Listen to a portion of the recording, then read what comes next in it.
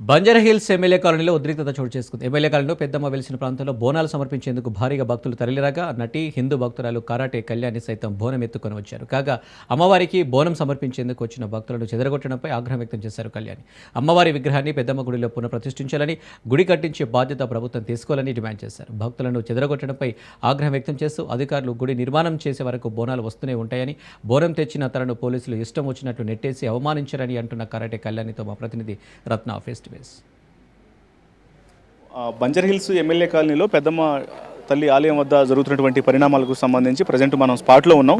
ప్రస్తుతం మన దగ్గర కరాటే కళ్యాణ్ గారు, ఆమె బోనం తీసుకొని రావడం జరిగింది. ఒకసారి మాట్లాడించి అసలు పరిస్థితికి సంబంధించి కూడా అడిగి తెలుసుకుందాం. మేడం, ఏం చెప్తారు? ఇక్కడ జరుగుతున్నటువంటి పరిణామాలు అనేవి చాలా ఉద్రిక్తంగా ఉన్నాయి. ఏం చెప్పాలి? పరిస్థితుల్ని నెలకొల్పేటట్టు చేస్తుంది ఈ కాంగ్రెస్ ప్రభుత్వం. అమ్మవారికి బోనం సమర్పించుకోవడం కూడా తప్పే. అమ్మవారికి బోనం ఇవ్వడం కూడా ఆడపిల్లల ఆచారమైనప్పటికీ కూడా దాన్ని కూడా అడ్డుకోమని పోలీసులను పురమాయించారు.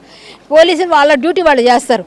అంటే ఈరోజు మంగళవారం శ్రావణ మాసంలో పూజ చేసుకొని అమ్మవారికి బోనం ఎక్కించి ఇక్కడ అమ్మవారి రూపాన్ని తీసుకెళ్లి ఎక్కడో దాచేసిన అమ్మవారి శక్తి ఉంది కాబట్టి ఇన్ని వేల మంది కార్యకర్తల దగ్గర నుంచి భక్తులందరూ కూడా తరలి వస్తున్నారు.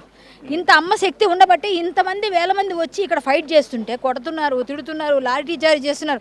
నన్నైతే ఇంకా చీర కూడా నాది ఊడిపోయేటట్లు లాగి కలిపోతుంటే నేను ఇట్లా పట్టుకున్న సిగ్గుపోతుంది మనకి ఆడపిల్లలోని బోనం ఒకవైపు. అంటే ఆ రజాకార ప్రభుత్వం చూశాను మనం ఈరోజు.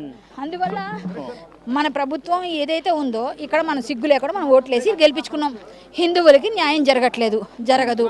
సో మనం ఏం చేయాలి అంటే నెక్స్ట్ టైం ఓట్లు వేయొద్దు. హిందువుల ఓట్లు ఈ ప్రభుత్వానికి ఓట్లు కావాలి అంటే మీరు మా గుడిని మాకు ఇవ్వండి. ఎన్ని 2 లక్షలు గజానికి కావాలి అని ఒక కాల్ ఇచ్చిరంట. 100 గజాలకి 2 కోట్లు కావాలి అంటే మీరు అన్ని మతస్థుల కట్టడాలని మీరు ఎవరెవరిని అడిగారు? ఒక గజంకి 2 లక్షలు చెప్పిన మీరు ఎంతమందికి ఎన్ని దగ్గరలో వసూలు చేశారు మాకు చూపించండి. హిందువులు అంటే అంత చులకన? హిందువులకు మాత్రం అడుగుతారా? ఎక్కడ సామాజిక స్పృహతో పనిచేస్తూ ఉంటాను. ఎవరికి ఏ పని జరిగినా ఎవరికి ఏ గుడికైనా బడికైనా అమ్మవారికైనా అయ్యవారికైనా అమ్మాయిలకైనా అబ్బాయిలకైనా కూడా నేను స్పందిస్తాను. ఎందుకంటే నాకు సామాజిక స్పృహతో చేస్తున్నాను. అంటే ఒకవైపున పోలీసులు ప్రతి ఒక్కరిని కూడా అదుపులోకి తీసుకుంటున్నారు. ఇక్కడ వచ్చినటువంటి భక్తులందరినీ కూడా ఇక్కడ నుంచి పంపించేస్తున్నారు. మరోవైపునేమో బోనాలు తీసుకొని మరలా భక్తులు ఇంకో వేరే సైడ్ నుంచి కూడా వస్తూనే ఉన్నారు. ఈరోజు ఆగవండి బోనాలు. సాయంత్రం రాత్రి వరకు కూడా బోనాలు వచ్చినా ఆశ్చర్యపోకండి. ఈరోజు మంగళవారం పంచమి, అమ్మవారికి బోనం ఎక్కించాలి. మా పని మేము చేస్తాం. ఖచ్చితంగా మా పని మేము చేస్తాం.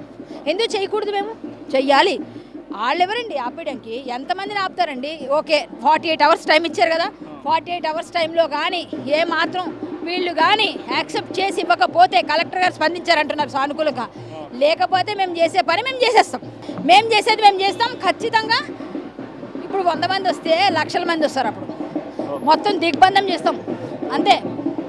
జై శ్రీరామ్, జై పెద్దమ్మ తల్లి.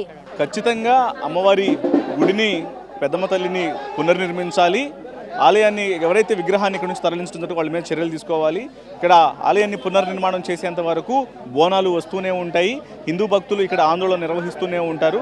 దీన్ని ప్రభుత్వం జోక్యం కల్పించుకొని ఇమ్మీడియట్గా అక్కడ ఆలయ నిర్మాణాలకు సంబంధించి ఎటువంటి ఆటంకాలు అనేవి లేకుండా కూడా చర్యలు తీసుకోవాలంటూ కూడా ఒకవైపున ఇటు నటి కళ్యాణి, ఇక్కడికి చేరుకున్న కళ్యాణితో పాటు మరోవైపున హిందూ భక్తులందరూ కూడా తెలియజేస్తున్నటువంటి పరిస్థితి మనకి ఇక్కడ స్పాట్లో కనిపిస్తుంది.